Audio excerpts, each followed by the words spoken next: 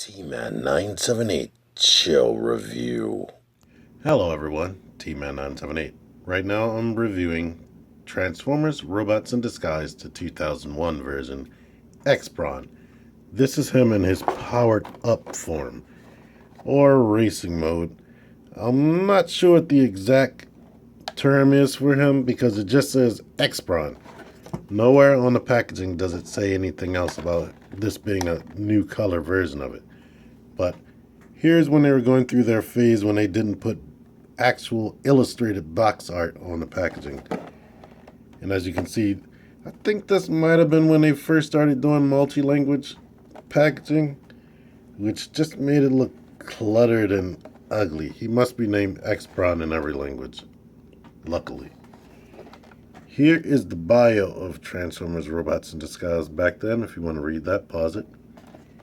Here is this picture. You could cut that out. Maybe you could glue these two together to make it one bio card. There's his model and tech specs.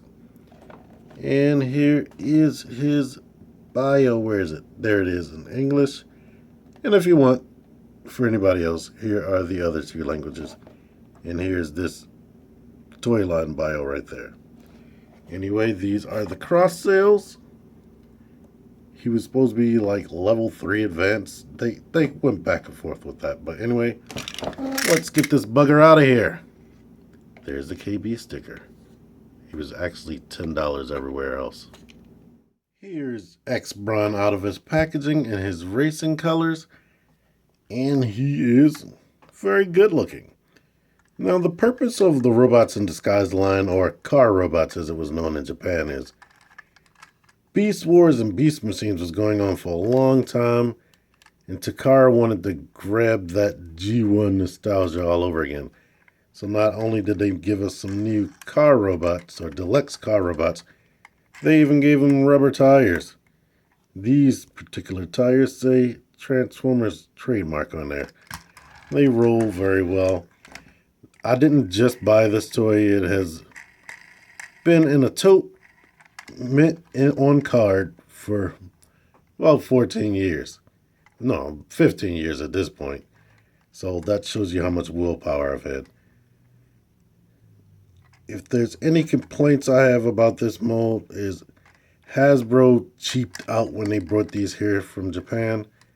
One thing they got cheap on, he had transparent headlights. Right here, he doesn't have them anymore. I don't know whether this is just a colored nub right there, but it's basically the same all over. But why they cheap out right there in that one area, I'm not sure. And I'm trying to remember. I imported the regular color version of this guy from Japan because I couldn't wait for this toy line to come here. But I think he had actual transparent windows in the back, but don't quote me on that. You might have to look that up yourself. Anyway, Gimmicks this thing has. This hood opens up. And right now it reveals his powered up golden engine right there. And it says Wild right there. In Japan, his name was Wild Rider. In Cybertron, it's just a coincidence. They're not talking about their planet. In Japan, Autobots are named Cybertrons. But his color scheme is very reminiscent of Wheeljack, even though Wheeljack was never a minivan. And let's see, another thing I can complain about besides them being cheap on these headlights, visible head syndrome right there,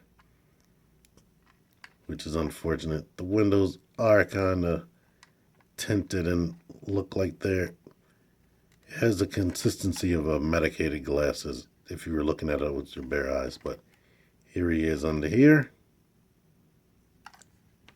This pulls down to reveal that spare tire right there, which is a light gray plastic.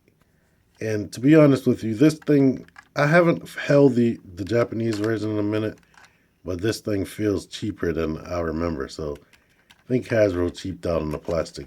A lot of this plastic feels very thin and very Combiner Wars quality, to be honest. If you want to see it without these bars down here, because these are optional, there's that. but I think it looks better with the bars. Transformation. Let's see how good my memory is. I used to transform the regular color version all the time. So here's another feature. You can open this door, but yeah, you see nothing but robot bits in there and a closer look at that head. Do that. I already took these parts off, as you saw. Stretch this out of the way, which is his arm. Just keep that there. Maybe pull this out and elongate the legs. There we go with that. Now we could go ahead and bring this arm out and rotate his waist around right there. Keep the arm out the way, keep this out the way. Rotate the arm around, put it like this. Lift the head up, swoop that around, bend that like that. Separate the legs, bring these tires in the front. And let's see, bring this out right here.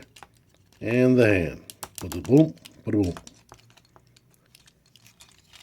And he has no hand over here, so what you're supposed to do is take one of these pieces, put it in there, and attach this right here to his arm. And now you have the powered up racing X-Brawn in robot mode. And I really used to love this figure, or the original color version. One thing they had going for them, as far as the 3 Autobot car brothers they made, is they made them asymmetrical.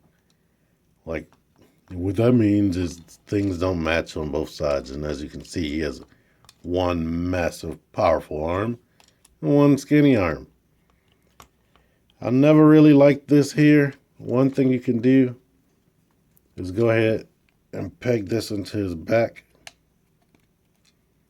like a wing, and you could actually, let's see how good this shoots. Very good.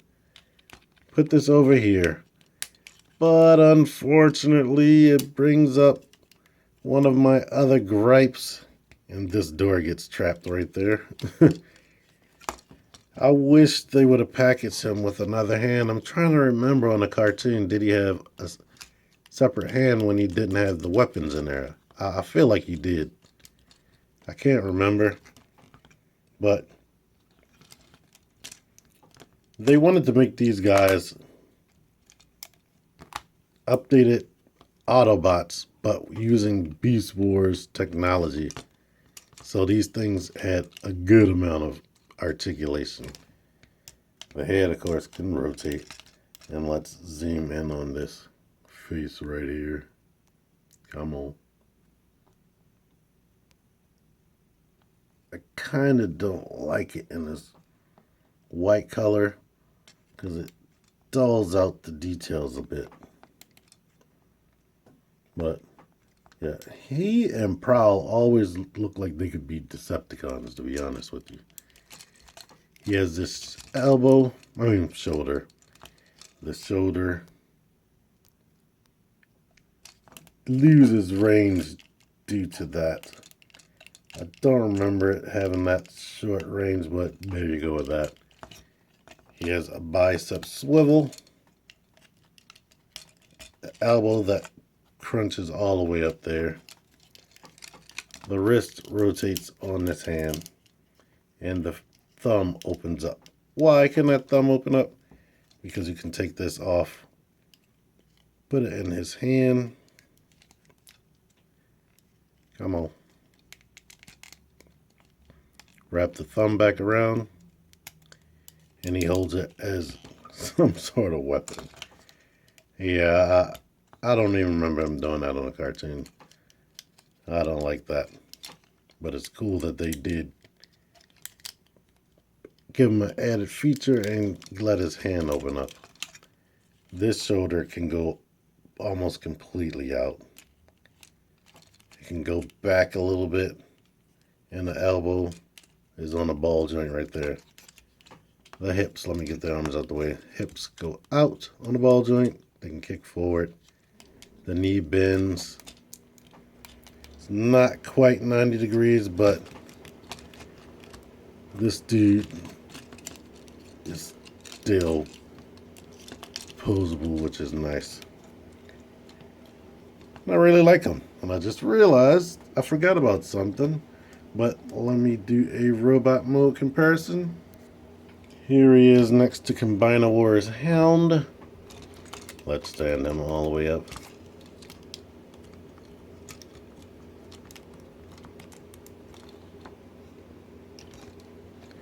I wanted to say there's more engineering in this dude. Maybe there is. But Hound is a little bit taller. And maybe they use the same amount of plastic. I'm not sure. But this guy has rubber. These hills, I don't remember them being so horrible, but he's a little bit wobbly. And for what I forgot to do, vehicle mode comparison. X-Brawn feels a little bit heftier, to be honest. Just a smidgy. He is definitely better painted because he's covered in white paint. But they're pretty much the same size, to be honest. Which is very, very, really? What am I about to say? Cool. And to show you, you can interchange these pieces right there. This has more of like a saw effect right there. And for some reason they made this thicker than the version that was in Japan. This was thinner in Japan, so it looked more like a blade. Maybe kids could cut themselves easier. I have no clue, and he can still shoot that off right there. But all in all, the paint work is mostly cool. This just looks so ugly to me, especially once you see the original Japanese version. But yeah, I mean, now that I'm playing with them again, the poseability is a tad lacking. And this kibble, I don't remember it being so much of a problem, but it is a problem. And this arm, shoulder doesn't go out. It goes out a decent enough amount to make him a little dynamic. And I guess for play features, he can open his engine and do something. I don't know, that's more of a shield for itself. So, yeah, he's a cool figure. He definitely would go good in your Robots in Disguise collection, and he could honestly go with your Classics and Generations collection.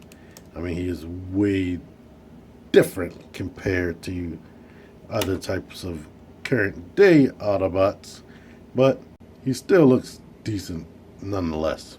But anyway, if you like this video, and you must have liked it because you're still watching it, click that like button down there, or wherever it is. Click it. Watch that video right there. Watch this video right here. Subscribe, comment. T-Man978, out of here.